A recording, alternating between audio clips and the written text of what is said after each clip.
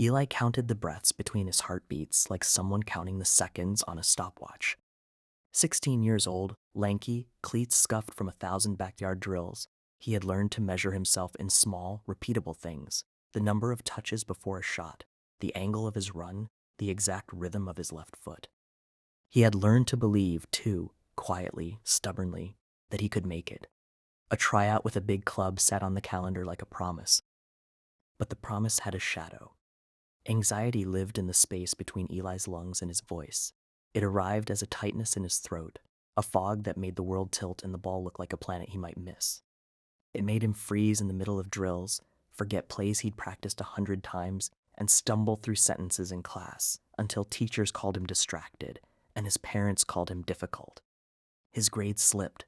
His parents saw only the surface: late homework, slammed doors, a shrug when they asked what was wrong. They labeled him behavioral, not broken.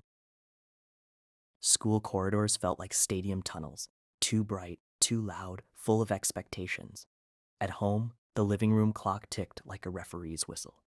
"You need to try harder," his father said one evening, voice flat with the kind of disappointment that doesn't ask questions. "Stop making excuses." His mother folded laundry with the same motion she used to fold his shirts when he was small, as if neatness could smooth whatever was fraying inside him. Ely learned to swallow the words that might explain it. He learned to smile when his mother asked about school and to nod when his father talked about discipline. He learned to hide the shaking hands that came before a test or a match. Hiding became a skill. So did pretending. The tryout loomed. The club's name was on posters in town. The thought of wearing their crest made Ely's chest ache with both longing and dread. He practiced until his calves burned, until the ball felt like an extension of his body. But practice didn't touch the part of him that unraveled when the whistle blew and scouts watched. Anxiety had a way of turning certainty into fog. One afternoon after training, Eli lingered on the pitch while the others drifted away. Coach Ramirez, broad-shouldered with a laugh that could fill a locker room, took his time collecting cones. He watched Eli for a long moment, then sat on the bench beside him without saying anything. The stadium lights hummed on, and the sky went the color of old coins. "You okay, Ellie?" Coach asked finally. Eli's mouth closed around the answer. He had rehearsed confessions in his head, short, tidy explanations that would make sense to adults, but the words that came out were smaller than he'd planned. I don't know. I get stuck. I mess up when it matters." Coach Ramirez nodded like he'd been waiting for that exact sentence. "You know," he said, voice softer than Eli had ever heard it, "I used to get stuck too. Not on the pitch. Well, on the pitch sometimes, but in my head. Before a game, I'd feel like I couldn't breathe. I'd forget how to pass. I thought I was weak, thought I'd never make it." Eli turned to him. The bench smelled of grass and sweat and something older, years of games and seasons. "You did?" "Yeah." Coach's hands found the seam of the bench and held it like a lifeline. "I didn't call it anxiety then. I called it fear. I thought I had to push through it alone. It got worse until I told someone, a teammate, then a trainer. They helped me learn how to breathe, how to break the moment down. It didn't go away overnight, but it got smaller." Hearing it from someone who had stood on the same sideline, who had once been a boy with the same tightness in his chest, made something inside Eli unclench. The confession was a small bridge across a wide river. For the first time, the idea of telling someone else, someone who could help, felt possible. "Why didn't you tell your parents?" Coach asked gently. Ellie shrugged, the motion heavy. "They think I'm lazy. They think I'm making it up. They don't get it." Coach Ramirez looked at him for a long time. "Then tell them with someone there. Tell them with me, or with the school counselor. You don't have to do it alone." The words landed like a hand on Eli's shoulder.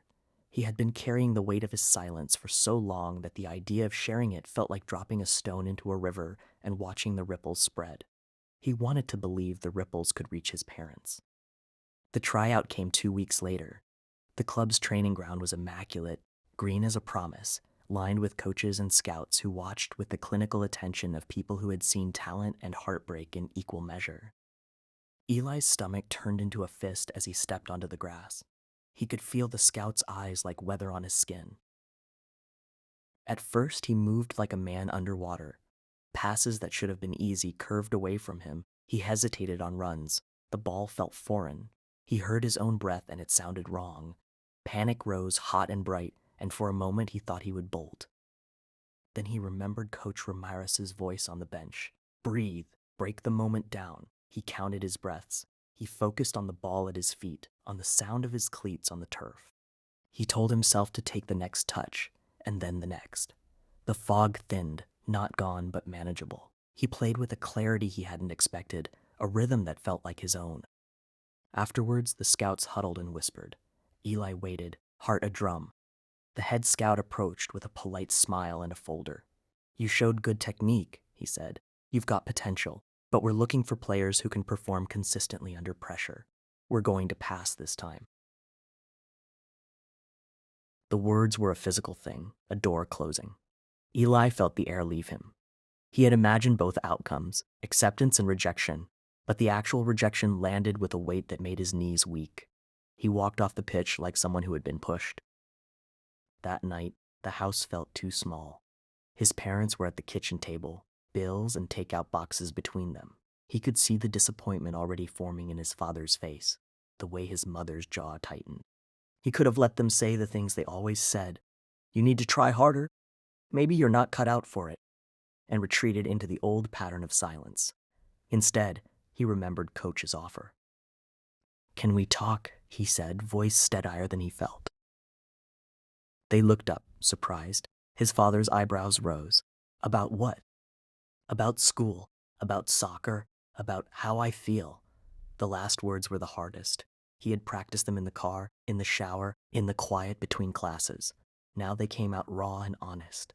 I think I have anxiety. It's been getting worse. It's why my grades slipped. It's why I freeze sometimes. I need help. For a moment, there was only the hum of the refrigerator. His mother's hand stilled on a napkin. His father's face shifted from irritation to something else. Confusion, then concern. Anxiety, his mother repeated, as if testing the word. Yes, Ella's voice didn't shake. I'm not making excuses. I'm not being lazy. I need someone to talk to. I need a counselor. And I need you to listen. His parents exchanged a look. It was not the immediate understanding he had hoped for, but it was not dismissal either. His father rubbed his temple. We thought, he began, then stopped.